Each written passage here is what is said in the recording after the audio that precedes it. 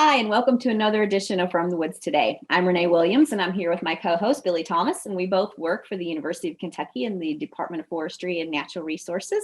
And we really appreciate you all joining us today, and we have a cram-packed show once again.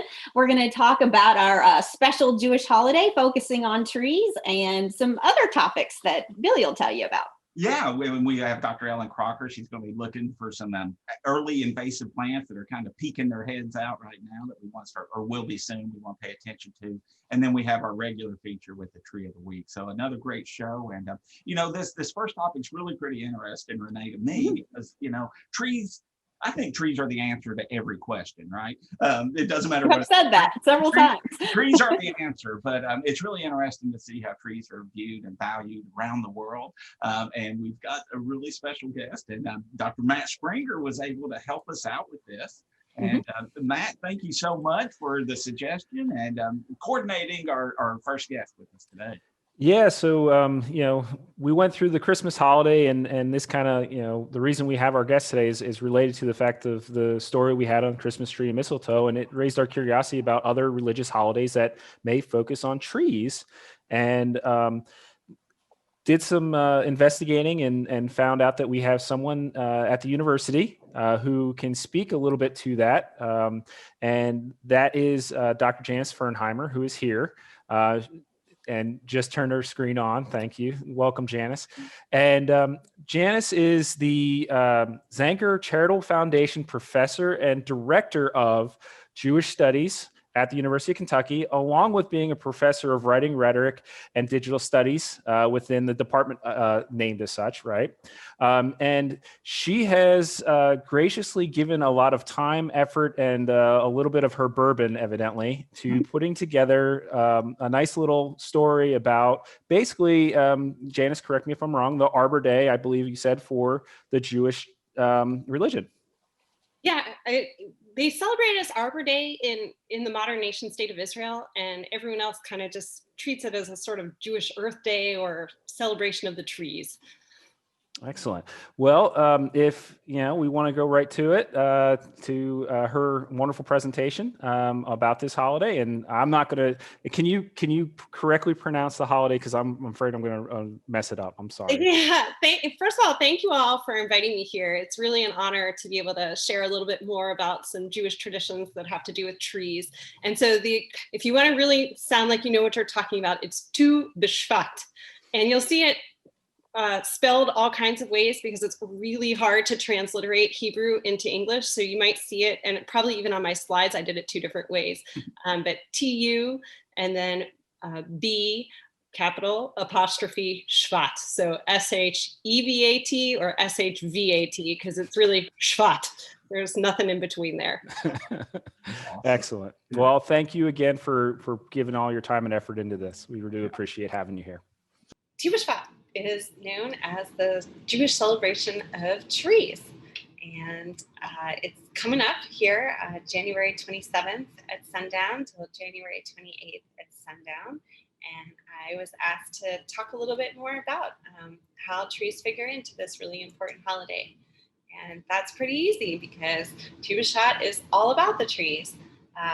People talk about it as a Jewish celebration of the trees, as a Jewish Earth Day, birthday for the trees, or a New Year of the trees. In the modern nation state of Israel, Tu B'Shvat is their version of Arbor Day. So it's pretty easy to make those connections. You can see here a beautiful date palm grove in the nation state of Israel, not too far from Qumran, where the Dead Sea Scrolls were discovered many years ago. Where does the name come from, you might wonder? It's actually a very literal name. Tu B'Shvat is just the date on which the holiday takes place. So Tu comes from the Hebrew word tet vav, and in the Hebrew alphabet, each letter has a numerical value. So the value for tet and vav combined is 15. So it actually just means the 15th of Shvat. Shvat is the second month in the Jewish calendar. And Tu B'Shvat actually begins the first of a 3-month cycle of holidays that start in the middle of the month. the Hebrew calendar follows a lunar calendar, so it's a little bit different from the Gregorian calendar that most of us are familiar with. So those 3 holidays are Tu B'Shvat, which is coming up in January, and then Purim, which is a little bit more, it's kind of like a Jewish carnival. There are different ideas and things associated with it. You might be familiar if someone's ever given you one of those really delicious triangle-shaped cookies called Hamantashen or Osnei Haman. And then the third in the cycle is Pesach or Passover, which usually is timed right around Easter in the Christian holiday cycle. These holidays are often treated as a cycle in the years that the Hebrew calendar doesn't have a leap year that are boom, boom, boom, one after the other. And in contemporary times, it's actually been a bit of a new custom to plant seeds on Tu B'Shvat so that they might be eaten and used for the Passover Seder coming up in spring. I'll talk a little bit more about that in a bit. But why do Jewish people celebrate Tu B'Shvat, you might wonder? Trees are actually a very valued and celebrated part of Jewish culture with many symbolic connections, often to life itself. So Etz Chaim is literally in Hebrew the tree of life. And trees are often used to celebrate and symbolize life itself. Any kinds of ritual objects or invitations to things for Jewish life cycle events often involve the symbolism of the tree. So I remember my own wedding invitations had a very large, beautiful tree prominently featured.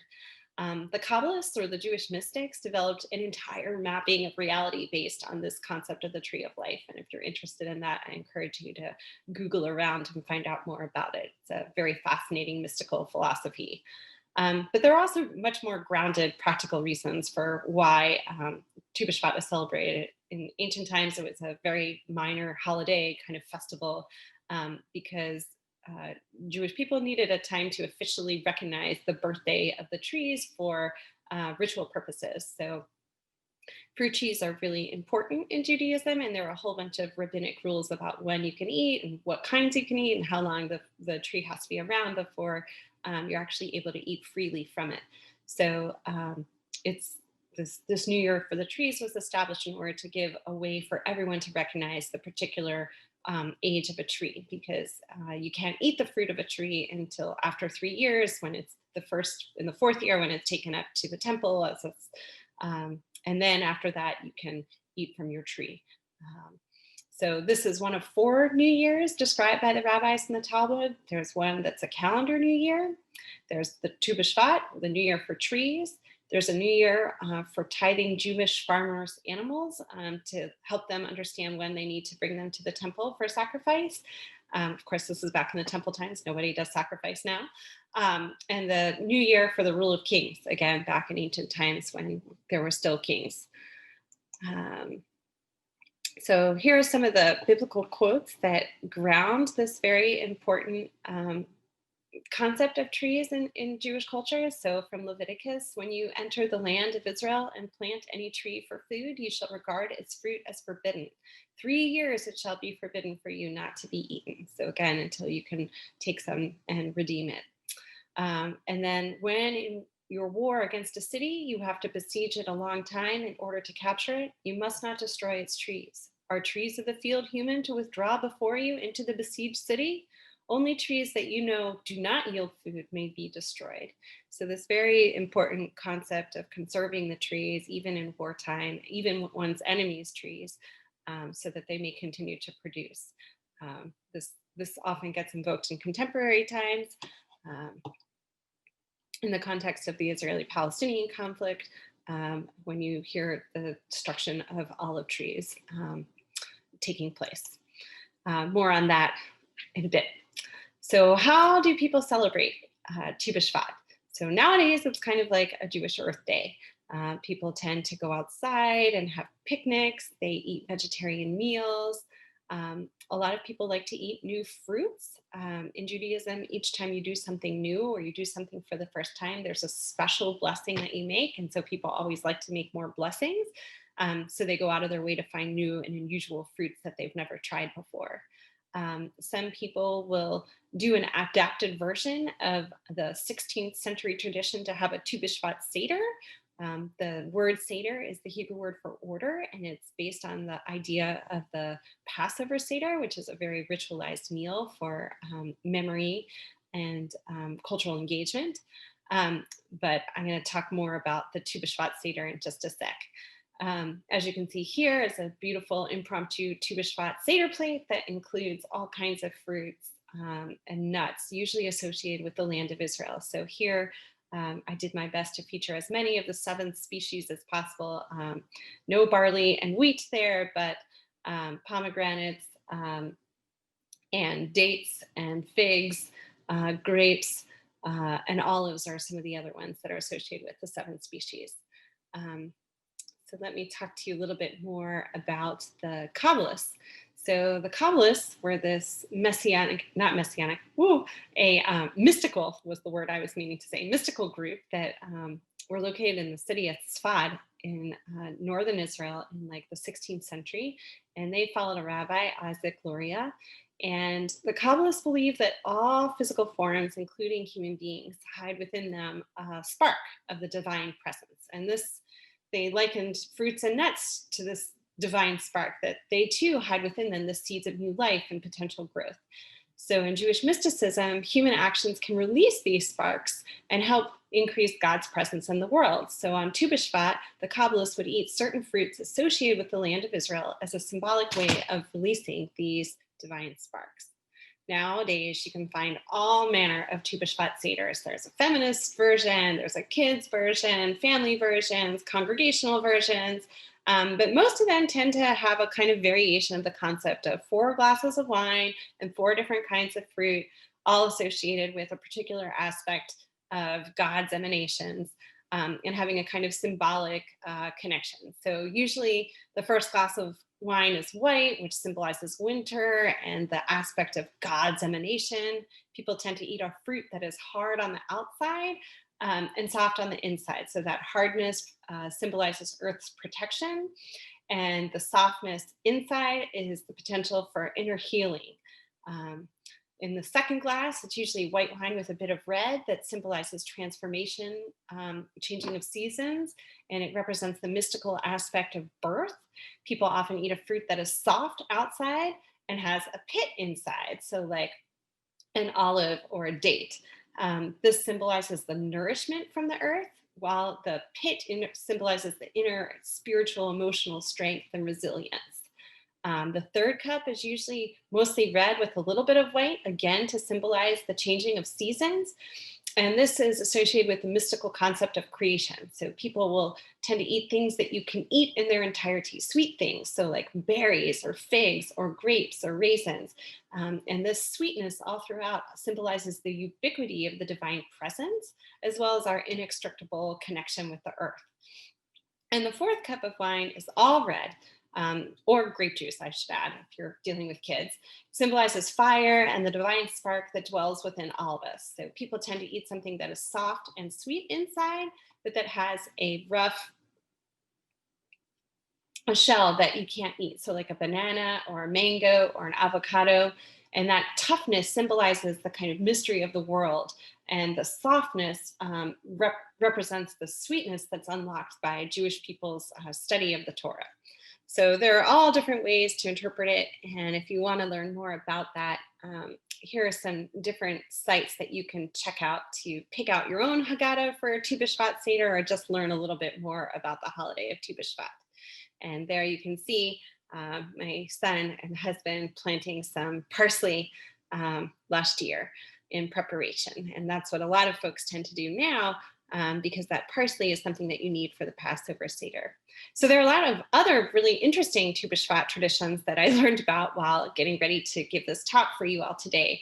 So kind of my favorite one that I learned about was the Hasidic tradition of preserving the etrog, or the very beautiful aromatic citron that is used for ritual purposes on Sukkot, which is a holiday, another agricultural holiday that occurs in the fall. It's like Jewish Thanksgiving, timed also to the harvest season in the land of Israel. And Hasidic Jews believe that on the holiday of Tu B'Shvat, God decides the fate of the trees. And it's very important for Sukkot to have a very perfect etrog. There can't be any blemishes or imperfections, or it's not available to use for ritual purposes. So they pray for very beautiful etrogim to be manifest in the following year. And they have a tradition of taking the etrog that they used in the fall before in order to create something that can be eaten and enjoyed on Tu B'Shvat. So often they will preserve it in alcohol to create a kind of liqueur. Oh my goodness, stop. I don't know what's happening here. Or they will also create a kind of marmalade or jam to be enjoyed on Tu B'Shvat. And I like that idea very much. I like sweet things, and I love the liqueur. Kurdistani Jews put sweet fruits like raisins in rings around trees and pray for an abundant growing season. Or women who are struggling with infertility, and I'd like to believe that men also were part of this, although maybe not, would plant candy or raisins around the trees, near trees, and then they would hug them at night and pray for fertility, or for the idea that they would bear many, many children. Salonican Jews believe that trees embraced at night, and if you witness them, your wish would be granted. Persian Jews would lower empty baskets down one another's chimneys. So they'd like take it and put it down their neighbor's chimney, and then their neighbor would fill it up with all kinds of delicious fruits and things, and they would raise it back up, and they would enjoy this wonderful bounty of treats from their neighbors. In Bukharia and Kurdistan, it was known as the day of eating the 7 species. So we talked a little bit about that before. And they were known to not just eat 7, they would actually eat 30.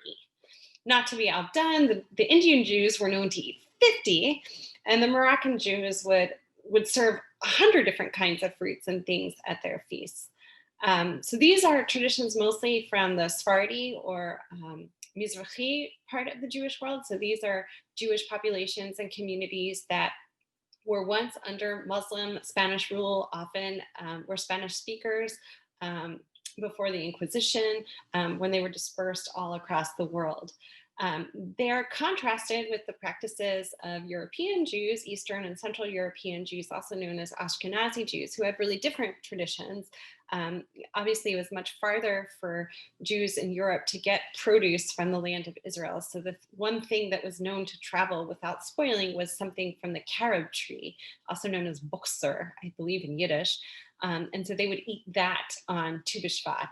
And when the children would go to school, to Cheder, where they would learn Talmud and Bible and other things, they would be sent with fruits. And the fruits of the poorest children were mixed up, taken by the teacher, and the fruit mixed up with the fruits of the richest children and redistributed so that all the kids would get an equally delicious and adequate portion from school. So those are some of the traditions from Jewish populations across the world. Most likely now, contemporary times, people are doing things like planting that parsley or arugula or other kinds of bitter herbs so that they can use them on the Passover Seder. But another tradition is also to plant trees anywhere, but more specifically in the land of Israel, or to donate money to charitable organizations which plants trees, either anywhere or also in the state of Israel. And when they are doing it to the state of Israel, it's often through the Jewish National Fund. And this, of course, was my most clear memory of how Tu B'Shvat was celebrated as a kid. And the Jewish National Fund itself is an interesting organization. They were founded in 1901, and they grew out of the Zionist movement and its aims to redeem the land of Israel by planting trees and reforesting it. There's some more complex background about Zionism and other things, but that's what's important to know for the thrust of the JNF. In their zeal to reforest the land, they made some environmental and political errors. Their challenges, I should say, they were not without controversy, let's just say, for both the environmental mistakes that they made and also for the political decisions that they made. So on the environmental front, initially they planted mostly eucalyptus trees to drain the swamps, but somewhere around the 1920s, they switched to the Aleppo pine. because it grew quick, it was hardy, you could see the fruits of it growing very quickly. But this monocultural focus had some really detrimental environmental effects. First of all, it increased the likelihood for forest fires. And it also introduced an endemic pine aphid known as the Matsococcus josephi. And it's also believed that the pine needles themselves cause the forest floor to become more acidic and less receptive to other plants and trees. The environmental aspects and the political aspects are perhaps connected in this area because it was believed that it made it much more difficult for Palestinians to plant olive trees. And so these pines were kind of the image that these Ashkenazi Jewish people who were at the leadership of the JNF brought of what a productive forest meant. And so those pines have become symbolically connected with those Ashkenazi Jews. And the olive trees have been symbolically connected with the Palestinians who were also living in the same land. The JNF planted over 240 million trees, pine trees specifically, over the course of the 20th century. And the controversy there is that they were often planted in places where Palestinian villages had been depopulated during the 1948 war, which is known to Israelis or Jewish Israelis often as the War of Independence, and which is known to Palestinians as the Nakba, or the catastrophe, the destruction. So that, of course, is a topic that is much more complicated and a subject that is worthy of its own talk, but I'm going to leave it there for right now. If you are interested in learning more about the politics of tree planting in Israel-Palestine, here are a few resources that you might be interested in checking out.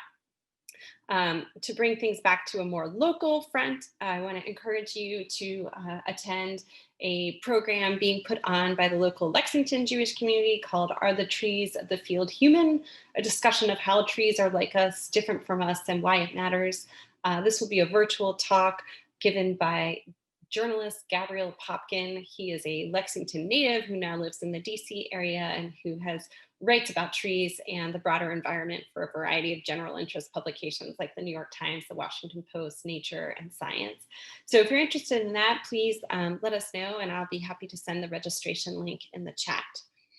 And even more local than that, I would like to talk a little bit more about an institution that probably many of you know a lot about, but may not know its Jewish connections, and that is the Bernheim Arboretum and Research Forest, which was gifted to the state of Kentucky and its citizens by none other than Isaac Wolf Bernheim, who was a German Jewish immigrant who came to Kentucky, or came to the US at least in 1867.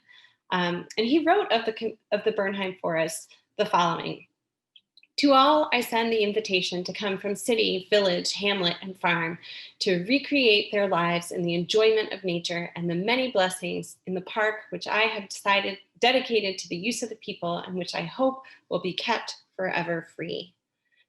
Bernheim bought the land in 1929 for roughly $1 an acre. It was pretty cheap because it had been mostly stripped for mining iron ore. The Frederick Law Olmsted architecture firm began work on it in 1931, and it was open to the public in 1950. It became the largest privately owned natural area in Kentucky given to the people in trust. And Bernheim was really specific about the guiding principles that he hoped would be realized in his vision of the nature park. So I just wanted to share a few of these with you because they were pretty visionary for his time. Remember, this was back at 1929, the height of Jim Crow in the US. And he's talking about the following. 1, first of all, predatory animals and venomous reptiles will not be tolerated within the estate, so that children and the most timid need not have fear. He also said, I visualize a natural park where there will be in profusion all things which gladden, soul, and please the sight of man. I'm going to revise that to say humankind, because he definitely wanted to include women as well. There will be carefully protected areas where the public may picnic, tennis courts, a golf course where people who are excluded from country clubs because of the expense may be able to enjoy the game. And this is the part that I find most important, that no distinction will be shown between rich and poor, white or colored. every respectable man, woman, and child will be made welcome, and all will be treated with an equal consideration. He bought this land in 1929, so this is pretty visionary that he was putting this in writing, that these would be his principles for how it should work. So a little bit more about Bernheim himself. He was the son of a Jewish wine wholesaler. He was born in Germany in 1848, and he came over to the United States after the Civil War here in 1867. He emigrated to New York from Baden, Germany, with about $4 in his pocket. He, like many German Jewish immigrants who came over at that time, started out life as a peddler. So as you can see, there he is with his pack, and he's got his wares there. He started out in Pennsylvania. He eventually made his way to Paducah, Kentucky, where he had an aunt and uncle who were already living there. In 1868, he became a bookkeeper for Bloom and Loeb's liquor wholesaling firm. And in 1870, he brought over his brother, Bernard Bernheim, to join him at the firm. In 1872, they started their own firm, and they brought about their own brand, I.W. Harper. In 1888, they bought a distillery in Louisville and moved their operations there. And Bernheim Brothers became one of the nation's leading distilleries by the turn of the century. There's an image of his brother, Bernard. And they were not the only Jewish distillers at the time. According to Marnie Davis, the author of Jews and Booze, by 1900, Jews made up about 25% of all whiskey distillers, rectifiers, and wholesalers in Louisville, a place where the Jewish population was about 3%. And in 1875, according to Bonfort's Wine and Liquor Circular, a national trade publication, Jewish entrepreneurs owned about 5 of the 15 biggest whiskey rectifying businesses. And in 1900, when Jews were about 5% of the population there, they had nearly a quarter of the city's whiskey. They made up nearly a quarter of the city's whiskey entrepreneurs. So this is a kind of unknown or lesser known fact about the Kentucky bourbon industry, whiskey distilling. But among all those Jews, Bernheim and his brother really stood out because of the range and scope of his innovations. He's credited with imagining bourbon brands to have a national, not just a local market. And you can really see that in the way they dealt with I.W. Harper. And he's also very well known for his generous philanthropic giving. He donated the library at the Hebrew Union College in Cincinnati, just up over the river. And that library is now the Special Collections Reading Room, where I've done some of this research, actually. They gave money for the Nurses' Lodge of the Jewish Hospital in Louisville. And he had gone to DC at one point and entered the National Hall of Fame and noticed that Kentucky was not represented there. And he felt a bit embarrassed about that. So he gave the money for statues of Henry Clay and Dr. Ephraim McDowell to represent Kentucky and the National Hall of Fame. He was a prolific writer, and he is responsible for writing The Reflections of Isaac Bernheim, which is an autobiography that you can purchase at the Bernheim Arboretum and Research Forest now, and also the history of the settlement of Jews in Paducah and the lower Ohio Valley. He was a very engaged intellectual of the time, corresponding with some of the leading Jewish thinkers at that time. He frequently wrote back and forth with Rabbi Isaac Mayer Wise, who is known as the father of American Reform Judaism, who was often up at Hebrew Union College in Cincinnati. And probably one of the most controversial ideas that Bernheim introduced was the notion that Jews should stop referring to themselves as Jews. He thought that the term Jew contained within it so much memory and records of prejudice that they should stop using it altogether and instead begin to refer to themselves as Israelites. He was obviously not so successful in that plea, but it's an interesting statement for someone to make, especially someone like Bernheim, who was staunchly anti-Zionist. He did not believe in the Zionist idea that Jews should find their homeland in Palestine. Instead, he believed that America was the new homeland for the Jews. And there's an interesting quote from him about that. But it wasn't until 2005 that Bernheim would finally get his name on a bottle. And it wasn't because he did it. The Shapiro's of Heaven Hill Industries introduced Bernheim's weeded whiskey in 2005. And even though I.W. Harper, the brand that he and Bernard introduced in 1872, is still available now in the original and the 15-year reserve, their name, they never used their name on the bottle because they didn't think Bernheim would be very good at selling whiskey. It wasn't very marketable at the time. They feared for the anti-Semitic repercussions of using their own name.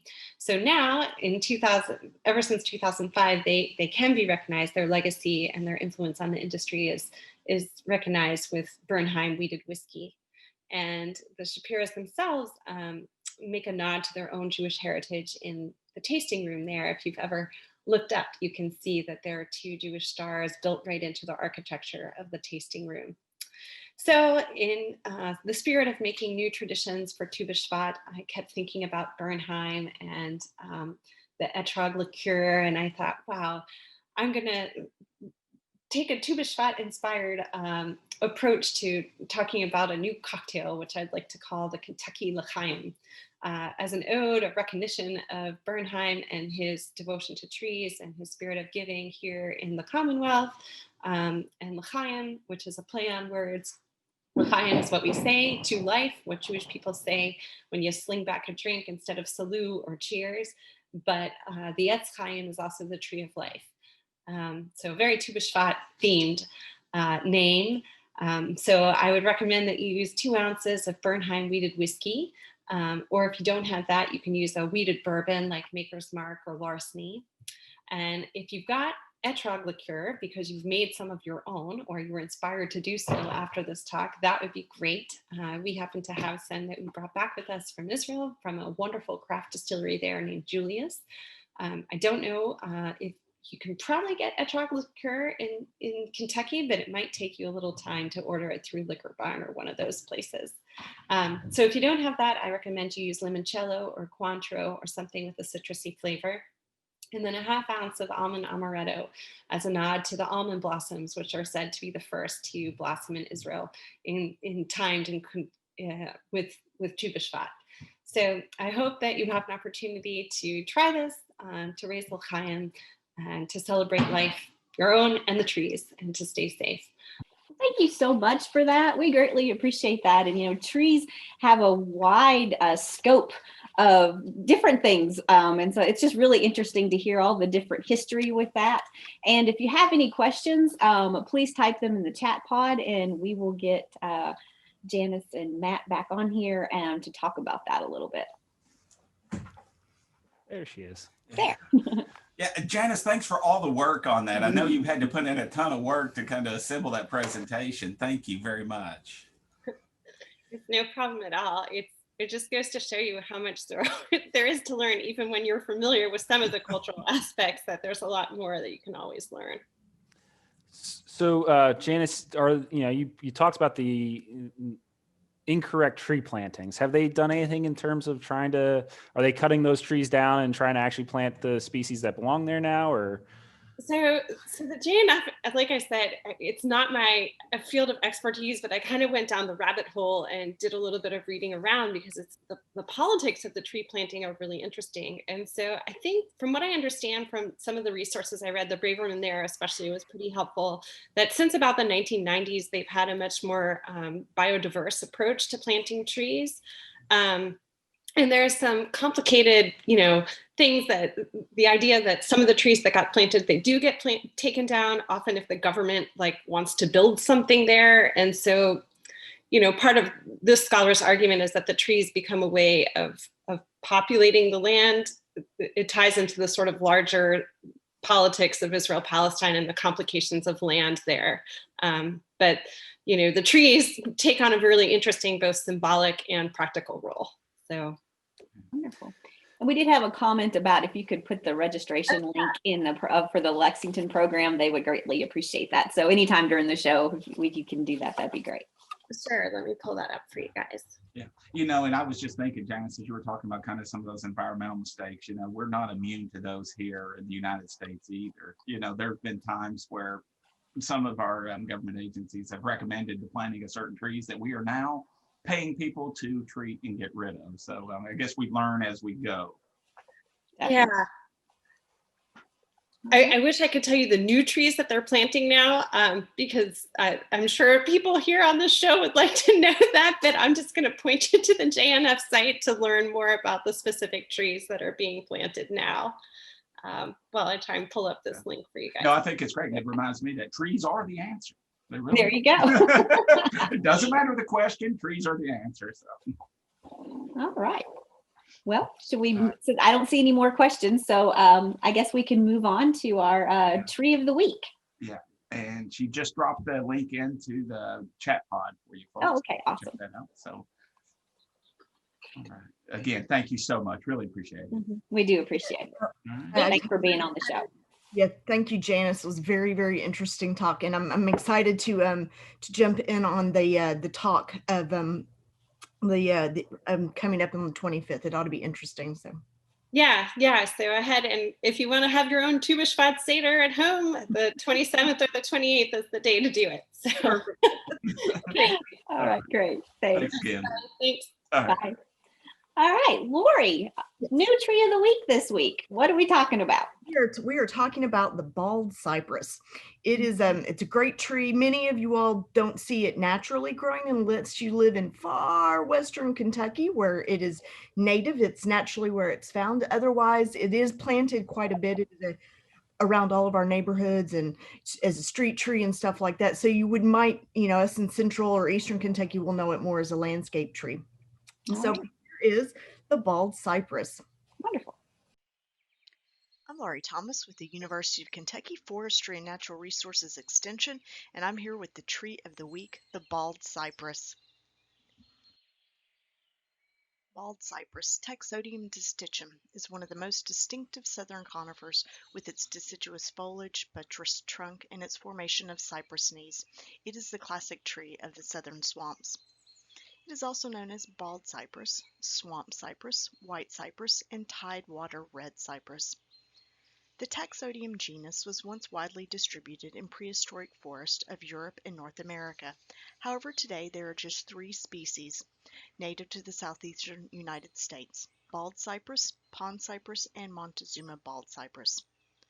Bald cypress is a large tree that typically grows 100 to 120 feet tall and 3 to 5 feet in diameter. It is a relatively long-lived tree that typically lives 400 to 600 years, with some reports of trees closer to 1,000 years old in virgin forest stands.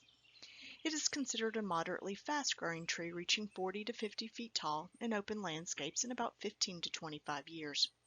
Trees have a pyramid-shaped crown, a cylindrical trunk, and a fluted buttressed base. Because of its attractiveness, it has been widely used as ornamental well beyond its natural range. Bald cypress is native to the southeastern United States and is naturally found only in southwestern Kentucky along the Mississippi, Ohio, and Green Rivers. It grows in permanently wet, swampy-type areas, wet and seasonally inundated soils in low-lying areas typically less than 100 feet above sea level. Cypress swamps and other forested wetlands that receive periodic nutrients from floodwaters are considered some of the world's most productive ecosystems. Bald cypress knees develop from lateral roots that rise into a cone-shaped structure, and the knees vary in height depending upon water level. The function of the knees is unknown, but many consider them to assist in supplying oxygen to submerged root systems. Knees are less likely to form in the absence of flooding or standing water. When planted in the landscape, bald cypress can be grown on many upland soils. Bald cypress is considered intermediate in shade tolerance, with best growth under direct overhead sunlight. Bald cypress is a deciduous conifer that has small, linear, flat, needle-like leaves. They are usually 1/4 inch to 3/4 inches long and are usually 2-ranked, which is a leaf arrangement where the leaves on the stem are arranged in 2 vertical columns on opposite sides of the stem, kind of like a feather. The branchlet structure resembles a feathery compound leaf. The soft needle-like leaves emerge in early spring and are green to yellow-green, darkening during the growing season. In the autumn, leaves turn russet or copper-colored before being shed. The tree is monoecious, meaning one house, and so that means that a tree will have both male and female flowers. The male flowers are in drooping panicles that are about 3 to 5 inches long.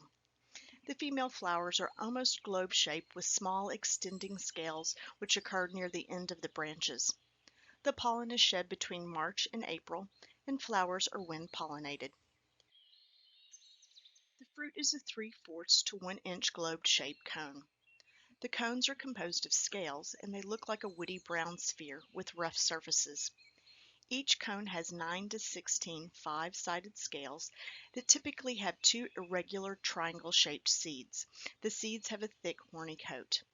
They turn from green to brownish purple as they mature in October to December.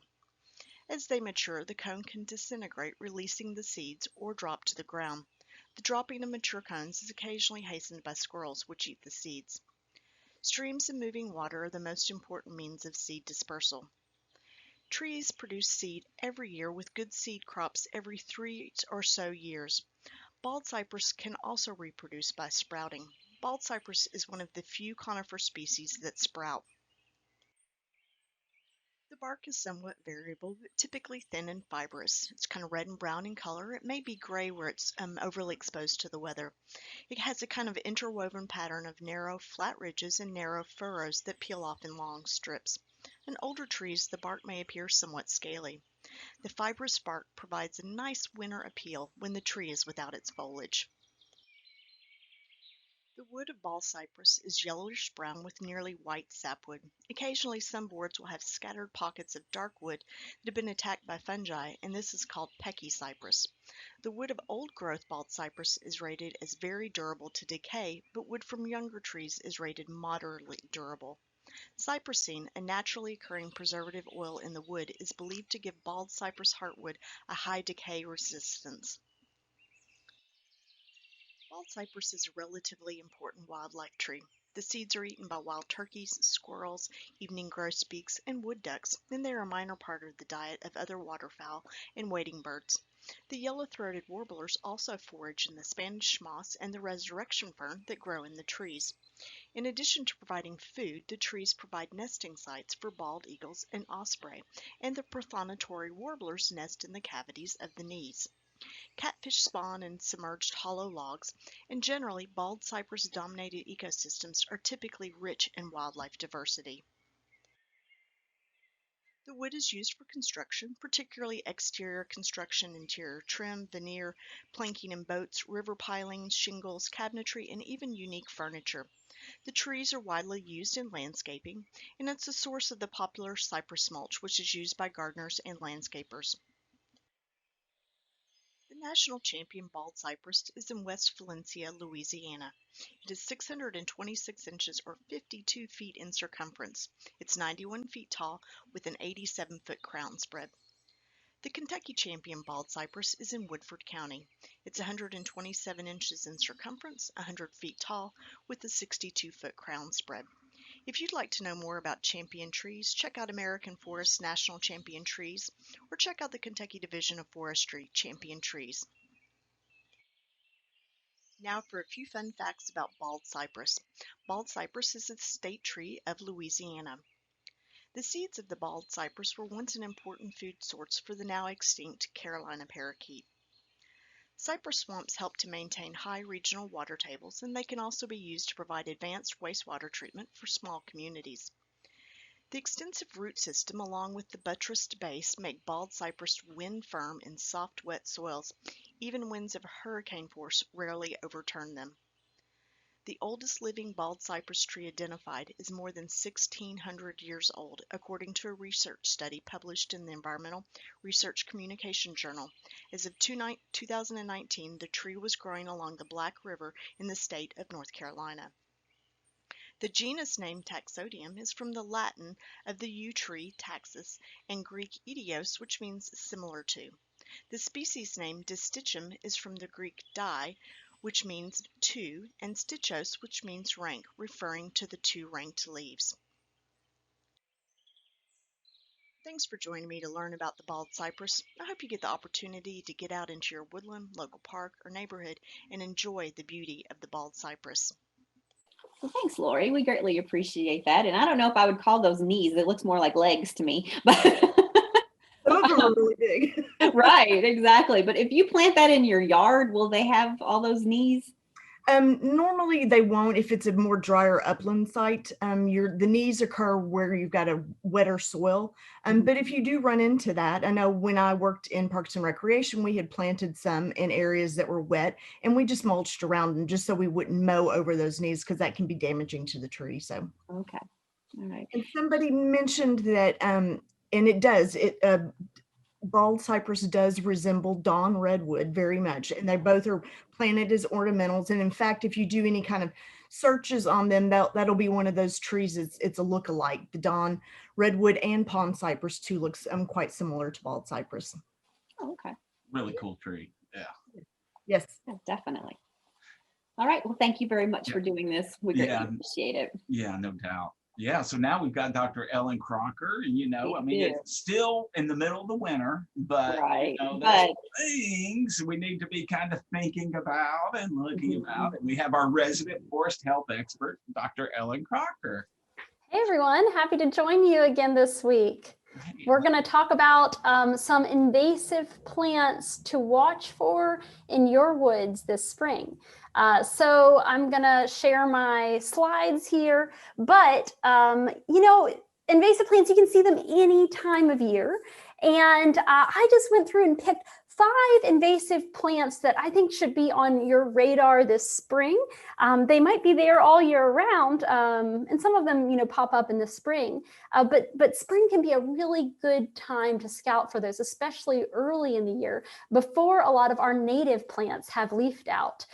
So look for these species, which might be around when others don't have leaves, which might be spring ephemerals popping up early, or like a lot of invasive plants might put on their leaves before our natives do, which gives them a bit of an advantage, but it also helps you find them and manage them in the future. So here are 5 invasive plants of spring to watch for in your woods. So number 1 is winter creeper, and it's number 1 because even right now in January, when pretty much everything's lost their leaves, you can find winter creeper because it's evergreen. So it always has its leaves. So really you could find it any time of year. It's around all the time, and it always has those dark green glossy leaves. But right now it really sticks out because a lot of things don't. So here it is at a natural area nearby doing what it does. It carpets the ground, which prevents other native plants that you want to be there from thriving. It can kind of grow as a shrub if it's growing over something like a fence. And then it can grow as a vine up trees and even over top small trees. So it's a problem for a lot of different reasons, but it's a relatively easy one to pick out. So here's what it looks like up close. You can see it's got these really dark green glossy leaves that are pretty thick and have this slight serration on the edges. They're opposite to each other, and it is used ornamentally. So it's another, we talked earlier about mistakes that are made in plants that seem great initially, and then later we learn, oh, this is not as good as we thought it was. Winter creeper is used as a ground cover in the ornamental setting, and I still see it sold, which is a shame because it does not stay put. It will spread out from there and be a real problem. So there are lots of better alternatives that you could use to winter creeper. And then it will spread out into your woods and grow either as a ground cover, so preventing the native species you want to see from thriving, preventing those spring wildflowers you want to see, preventing those great mushrooms you might want to forage. You won't get any of that if you've got a solid sea of winter creeper, but it also will grow up as a vine. So just keep that in mind. It looks really differently depending on how it's growing. And when it's growing up as a vine, that's when it produces flowers and it sets seeds. So if you're thinking about management, that could be one of the first things to manage because you can stop it in its tracks. So you won't see these flowers right now. That would have happened earlier in the summer or kind of earlier in the fall. But right now you might see the fruits. It's got these bright orange fruits that kind of crack open out of these husks. And you'll see those late fall through some of the winter until the birds eat them and carry them to new locations to spread them. So now you know winter creeper. Let's go to plant number 2, which is fig buttercup, also called lesser celandine. So it's on my list, and while you might be familiar with winter creeper, you might not be aware of this one. It's a little bit newer in our area. And you can see it's beautiful, and so people like it for that reason. It's got these beautiful yellow flowers, but it will take over, especially in areas near streams and really wet areas, and dominate, form these really dense mats. It's a spring ephemeral, so it pops up in the spring.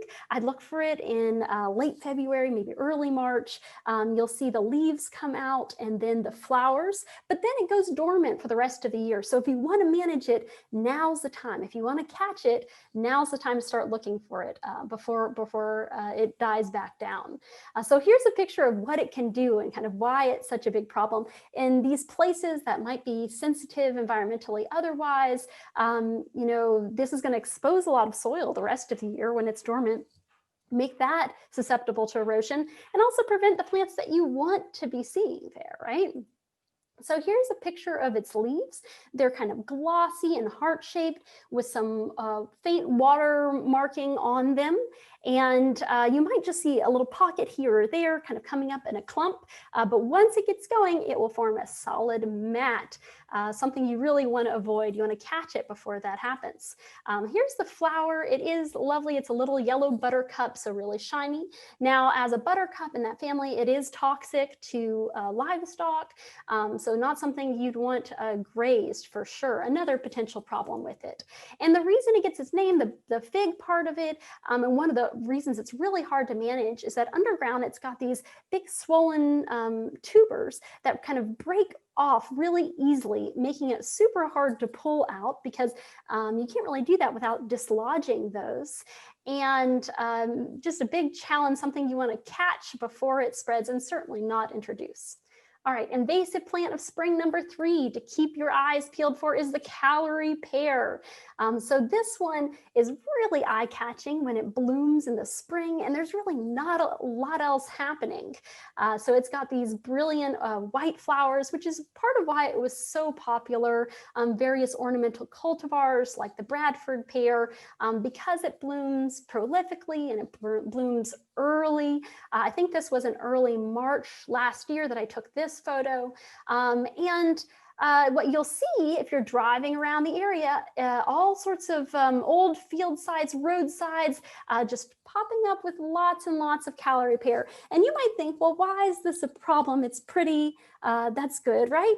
Well, it will take over those areas, form these really dense stands. Not only do they have big thorns that can poke you when you're trying to walk through there, but it's clogging up those areas. What you want to see happening in those areas that are kind of transitioning from being a field to being a forest in the future, you want to see native trees and native species thriving there, long-lived species that are going to grow into the forest of the future. If instead you've got it all clogged up with calorie pear, you're not going to see that. It grows really, really densely, and there's not much that can grow underneath it or get through that.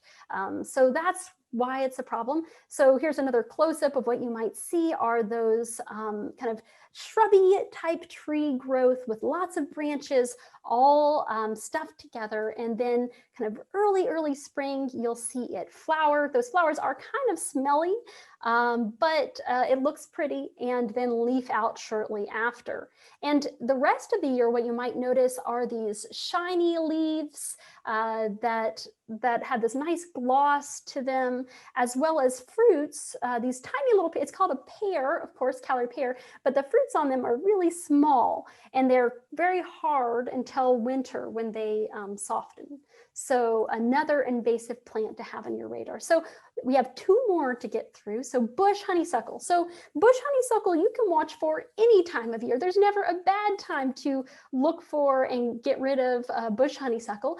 But the reason why I put it in the spring plants to look for is that it's one of the first things to leaf out in the spring, far before other species. So this photo was taken in mid-March last year, and I think I even saw some beginning to leaf out at the end of February last year. So it's kind of got this mismatch with some of our native plants, which tend to leaf out a little bit later. And I think that gives it a competitive advantage over those species because it's photosynthesizing for longer. It can get more energy than those plants do. So it's really easy to spot first thing in the spring, right when it's leafing out. And then the same is kind of true at the end of the year. In the fall, it keeps its leaves a lot longer than most native plants. So those are both two good windows to find it. In the spring, if you find it, to tag it for removal later, because spring is not necessarily the best time for some of the management techniques, but fall is sure a great time, and you can do that later in the summer as well. So here's what you might see. Again, this was March of last year, and you can see nothing has its leaves yet. Oh, except for this big sea of green. And you might think, oh, it's green, it's got to be good. But no, it's bush honeysuckle. And it's really forming this dense layer in the understory there that's preventing other species from thriving and decreasing the biodiversity in those sites. So what to look for? It's got these leaves that are arranged opposite each other on those twigs. And in the summer, you will have these really fragrant flowers that are kind of a white yellow color. Everyone knows these flowers. If you grew up around this area, they're probably part of your childhood memories of sucking the nectar out of them. And lo and behold, they're actually invasive. They're not native to here. There's something that's a problem in these systems. And then later in the year, in the fall, they produce lots and lots of red berries that are popular with birds and carried far and wide, and part of how it spreads. So they also have twigs that typically don't have thorns like some other invasive plants, but they are hollow on the inside, which will distinguish them from some other honeysuckles, native honeysuckles that have solid stems. So one more invasive plant of spring that we can't miss is garlic mustard. Now you might notice this a little bit later in the spring, when it shoots up and sends out these flowering stalks. And that's a great time in your woods to go through and try to pull up as much as you can to try to stop it from setting seed and spreading even further in your woods. But you can actually see it most of the year, and I'll show some photos of that in just a minute. But here's what it's looking like. It looks like just as it's starting to send up that stalk and flower. So garlic mustard is an herbaceous plant that has a 2-year life cycle. And this is what you might see in that second year, especially if it's taken over an area just really, really dense. All of these white flowering plants are garlic mustard. And I've seen it extremely dense in areas. And that's a problem because it's taking over area that you want to see native species, and you don't want a sea of the same species. You want, a diverse, vibrant native plant community. So what does it look like? It depends. It depends on where it is in its life cycle. So in its first year, it produces these small rosettes that really stay close to the ground. You might not notice them, and they might look similar to some other things like violets. But in that second year, they're going to shoot up and produce flowers like this, and then seeds. So they're a mustard, so they produce these seeds that will then crack open and send seeds everywhere. And they produce lots and lots of seeds. So certainly something you want to avoid, and you want to get out of your woods before they spread. So if you want to learn more about invasive plants or managing them in your woods, there's lots of great resources out there. There are guides to identifying the different invasive plants. There's guides to distinguishing them from natives. And then what do you do when you find them? How to manage them? What are your options?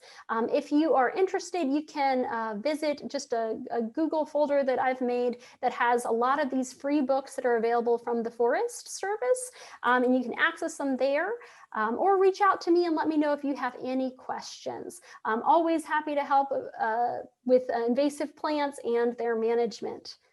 So thanks so much.